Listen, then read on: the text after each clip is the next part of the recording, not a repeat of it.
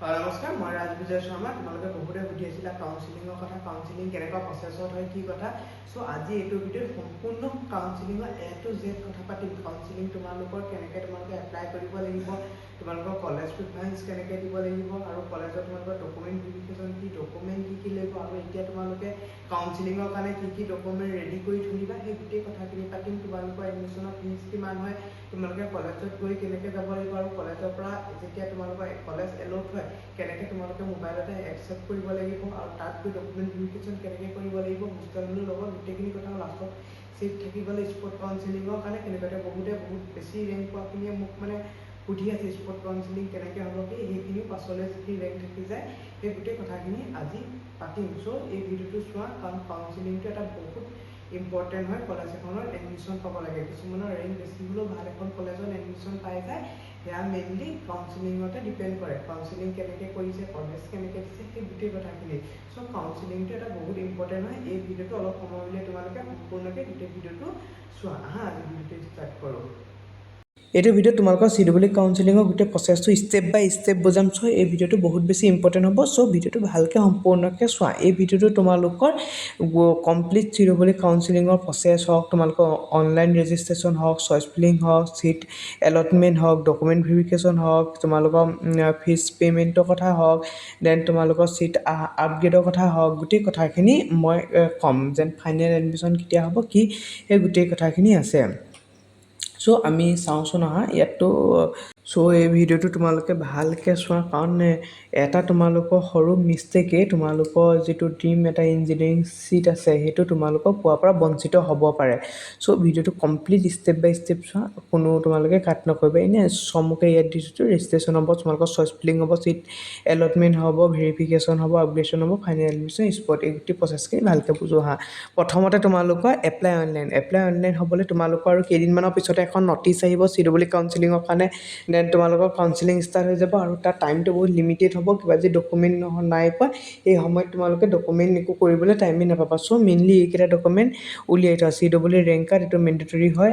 Then তোমালোকৰ PRC যদি উলিওৱা নাই এতিয়াই তোমালোকে কৰা, নহ'লে সেইটো সময়ত বহুত প্ৰব্লেম হ'ব। গেপ চাৰ্টিফিকেট যেনে তোমালোকে ড্ৰপ লৈছিলে তাহাঁতৰ কাৰণে লাগিব, এখন এতিয়া উলিয়াই চোৱা। আৰু কাষ্ট চাৰ্টিফিকেট যোনে তোমালোকৰ NCL দিছিলে তাহাঁতৰ কাৰণে উলিয়াই চোৱা, যোনে EWS দিছিলা তাহাঁতৰ কাৰণে উলিয়াই থোৱা, নহ'লে তোমালোকৰ প্ৰব্লেম হ'ব। সেই কাষ্ট চাৰ্টিফিকেটকেইখন এতিয়া উলিয়াই থোৱা। আৰু ক্লাছ 12 তোমালোকৰ মাৰ্কশ্বিট হওক আৰু আদাৰ যোনখিনি ডকুমেণ্ট আছে, তোমালোকৰ একাডেমিক চাৰ্টিফিকেট, সেই গোটেই বস্তুখিনি তোমালোকে ভালকৈ ৰেডি কৰি থৈ দিয়া। আৰু যেতিয়া CEE তোমালোকৰ অনলাইন কাউন্সিলিং হ'ব, কাউন্সিলিঙৰ কাৰণে তোমালোকৰ 800 to 1000 কিবা এটা পইচা, সেইটো অনলাইন ফিজ এটা ল'ব, যিটো কাউন্সিলিং প্ৰচেছটোৰ কাৰণে। এই গোটেই কাউন্সিলিং প্ৰচেছটো DT আণ্ডাৰত হয়। চ' এইটো তেওঁলোকে এটা লয়, আৰু এই গোটেইটো তোমালোকৰ DT ৱেবছাইটতে গোটেইখিনি হ'ব। যেতিয়া নটিচ আহিব, নটিচত তোমালোকে পাবাই কেতিয়াবা ষ্টাৰ্ট হ'ব, কেইদিনমানৰ পিছতে আহিব। আৰু তোমালোকে এইখিনি ডকুমেণ্ট উলিয়াই থোৱা। মেইন ফাৰ্ষ্ট ষ্টেপ এইটোৱে। দেন ষ্টেপ 2 and 3 তোমালোকৰ application windows and the first counselling result. So' তোমালোকৰ DTয়ে কেইদিন যিখন নটিচৰ 7 আৰু 8 দিনমানৰ পিছতে, এসপ্তাহমানৰ পিছতে ৰেজিষ্ট্ৰেশ্যন কাউন্সিলিং ষ্টাৰ্ট কৰি দিয়ে। চ' প্ৰথমতে তোমালোকে ৰেজিষ্টাৰ কৰিব লাগিব DT পৰ্টেল, DT যিটো ৱেবছাইটত। দেন তোমালোকৰ ফাইনেল পাৰ্চনেল একাডেমিক ডিটেইলছ দিব লাগিব, আপলোড কৰিব লাগিব তোমালোকৰ। দেন তোমালোকৰ প্ৰিফাৰেঞ্চটো দিব লাগিব, আৰু তোমালোকৰ যিটো লাগে প্ৰিফাৰেঞ্চত চিট সেইমতে দিব লাগিব। দেন তোমালোকৰ ফাৰ্ষ্ট কাউন্সিলিঙত যেতিয়া ৰিজাল্ট দিলে, তোমালোকে ৰিজাল্ট সময়ত তোমালোকে লগ ইন কৰি চাই থাকিব লাগিব DT ৱেবছাইটটো। এই তোমালোকৰ চেক কৰিব, এল'টেট কৰিব, কোনখন কলেজত তোমালোকে পাইছা, তোমালোকৰ নিজৰ প্ৰিফাৰেঞ্চৰ হিচাপত কোনটো চিট পাইছা। চিট পোৱাৰ পিছত তোমালোকে একচেপ্ট কৰিব লাগিব। সেই চিটটো একচেপ্ট কৰাৰ পিছত তোমালোকে একচেপ্টেঞ্চ লেটাৰ এখন পাবা। সেই লেটাৰখন তোমালোকে তাৰপৰা ডাউনলোড কৰি নিব লাগিব। দেন তোমালোকে সেইখন ডকুমেণ্ট ভেৰিফিকেশ্যনৰ সময়ত লৈ যাব লাগিব। এইখিনি প্ৰচেছ বাৰু এতিয়া এনেই থুলমূলকৈ কৈ থৈ দিছোঁ। ফাৰ্ষ্ট কাউন্সিলিঙত তোমালোকে ৰেজিষ্ট্ৰেশ্যন কৰা, ৰিজাল্ট দিব সময়ত মই আকৌ ধুনীয়াকৈ কি হ'ব লাগে বুজাই দিম বাৰু।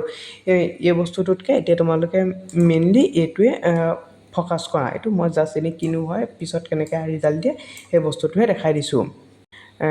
দেন আমি 4 নম্বৰ চাওঁ document verification once your seat is allotted and accepted your allotted college will inform your physical document verification মানে ফিজিকেল ডকুমেণ্ট ভেৰিফিকেশ্যনৰ দিনা তোমাৰ তেতিয়া হ'ব প্ৰত্যেকখন কলেজ ৱাইজ বেলেগ বেলেগ হয় চ' তাহাঁতি তোমালোকে এটা ডেট দিব ডেটটোৰ মতে তোমালোকে তাত যাব লাগিব আৰু তোমালোকৰ যিটো ফিজিকেল ডকুমেণ্ট ভেৰিফিকেশ্যন হয় তাত এবাৰে যাব লাগে তাৰপিছত তোমালোকে অনলাইনতে চব হৈ যায় কলেজ ৱাইজ তোমালোকৰ এইটো পে'মেণ্ট মেথডটো অলপ বেলেগ হয় বাৰু কিন্তু তোমালোকে 10,000 ফাৰ্ষ্টে পে' কৰিব লাগিব যেতিয়া তোমালোকে এডমিশ্যন কৰিবলৈ যোৱা দেন তোমালোকৰ এইটো ওৱান টাইমে যাব লাগে কৈছোঁ ছেকেণ্ডত তোমালোকে অনলাইনতে কৰিব পাৰা এইটো পে'মেণ্ট মেথডটো চবৰে কাৰণে বেলেগ হয় যেনেকৈ লাইক যদি তুমি JEC চাবলৈ যোৱা JEC তোমালোকৰ তাহাঁতৰ যিটো অফিচিয়েল ৱেবছাইটত কৰে আৰু জিষ্টে তোমালোকৰ UPID কৰে চ' চবৰে কাৰণে বেলেগ কিছুমানে তোমালোকৰ SBI বেংক তাৰ পৰা কালেক্ট কৰে সেইটো চবৰে কাৰণে বেলেগ হয় আৰু প্ৰত্যেকবাৰে কিছুমান বেলেগো হ'ব পাৰে সেই হিচাপত তোমালোকে হোৱাটছআপ গ্ৰুপটো যিটো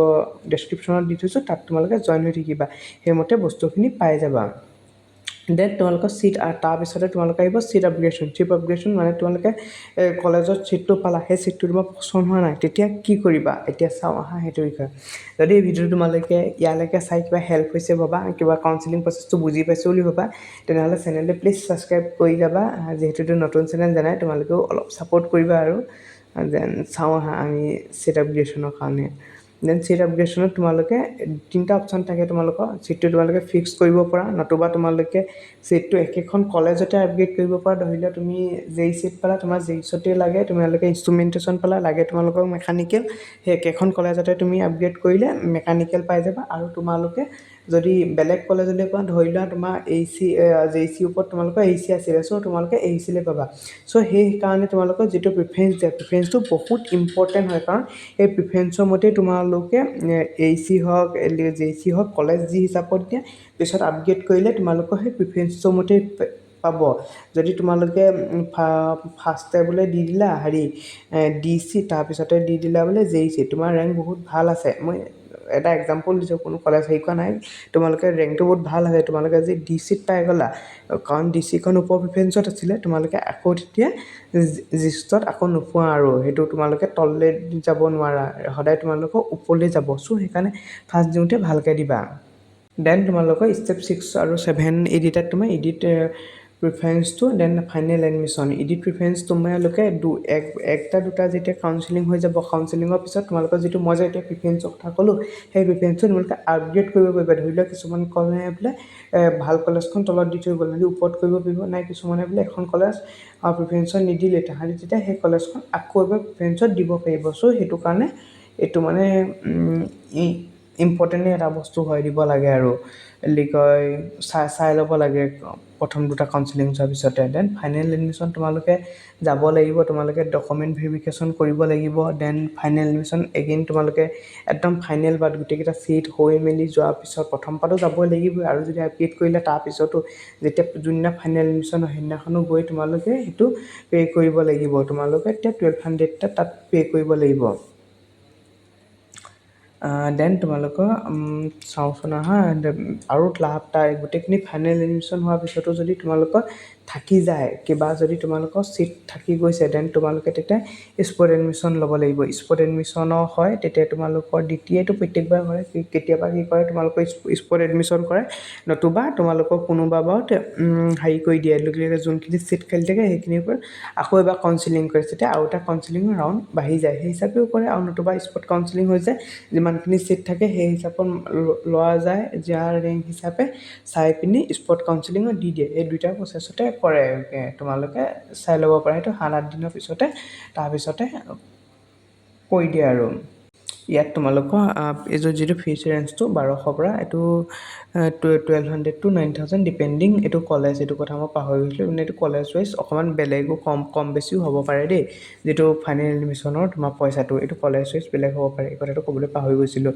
1200 যে নহয় এইটো কলেজ ৱাইজ বেলেগ হ'ব পাৰে কোনোবা এখনত বেছি কোনোবা এখনত পে'ও হ'ব পাৰে চ' বেষ্ট অফ লাক সকলোলৈকে চেনেলটো যদি ভাল পালা আৰু ভিডিঅ'টো তেনেহ'লে তোমালোকে like then share and subscribe কৰি যাবা আৰু নতুন ভিডিঅ' আহি আছে যেতিয়া কাউন্সেলিঙৰ ন'টিচ আহিব তেতিয়া গোটেই বস্তুখিনি ভালকৈ কৰিম ন'টিচৰ লগতে তোমালোকক কেনেকৈ কৰিব লাগে মই কৰিব এটা ধৰি কৰিও দেখাই দিম কাউন্সেলিংটো কেনেকৈ এপ্লাই কৰিব লাগে চিন্তা নকৰিবা দিয়া ঠিক আছে।